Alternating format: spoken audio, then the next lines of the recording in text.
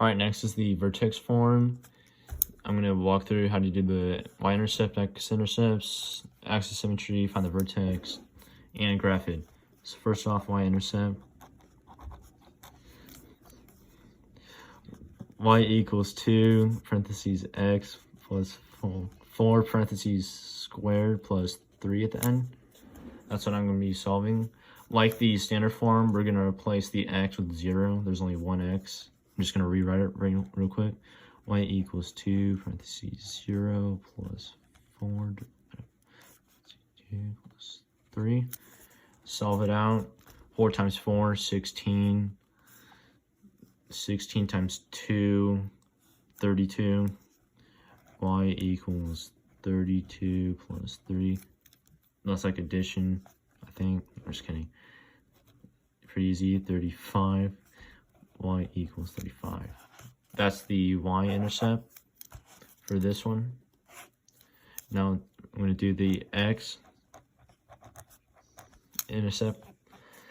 So like the y, I'm just going to replace y with 0 instead of x with 0. So 0 equals 2 parentheses x plus 4 squared plus 3. We want to do reverse in order of operations. So subtraction, addition, 2, division. So subtraction first. Get rid of the 3, get rid of the 3 here. So negative 3 equals 2x plus 4 squared. Alright, next we want to get rid of this 2 right here. So we're going to divide that by itself and on this side. So that'll leave us with a fraction. Negative 3 over 2 equals x plus 4 squared. Alright, now we want to get rid of this 2 up here. So we're going to take the square root of both sides. And don't forget to put the plus or minus right here, because we don't know if we're looking for the positive square root of this or the negative square root of this. So that gets rid of the 2. And what we're also going to do is get rid of this 4 and bring it on the left over here. So in the end, we will have negative 4 plus or minus, don't forget, square root, negative 3 over 2 equals x. So now this is where I use the calculator. Oops. Alright. Square root of negative 1.5. Error. So if it's an error, that means that there's no x-intercepts for this one specifically.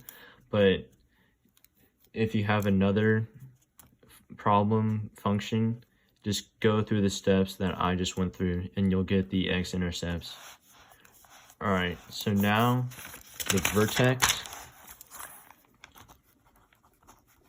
This one's super easy. Y equals 2x plus 4 squared plus 3. We label the vertex H and K, the X and Y, and to find these, it's the right number in the parentheses is H, and the outside number is K. K equals 3, H equals 4, and those are the coordinates for it, 4 and 3. And now we have to graph it out. So draw a simple graph, tally marks. We're just going to estimate where these points are because we already have the exact coordinates of them, so we don't need to number it. So we're going to start by putting down the vertex, 4 and 3, 4 over, 3 up. I'm just going to say it's right here. And we also have the y-intercept of a whopping 35. And we could just guess that it's way up here.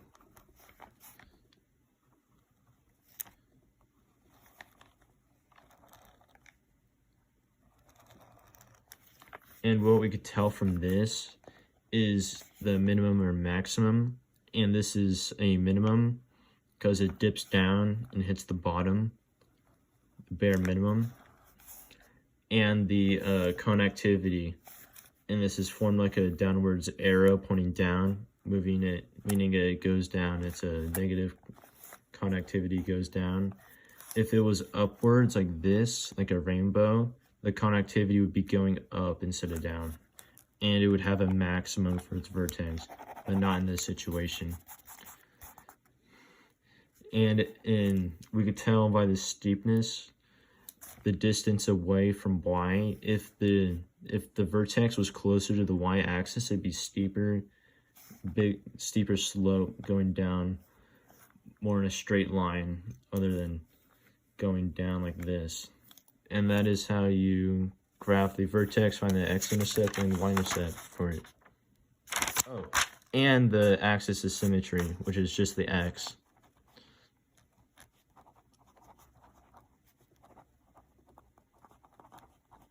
Can't forget that.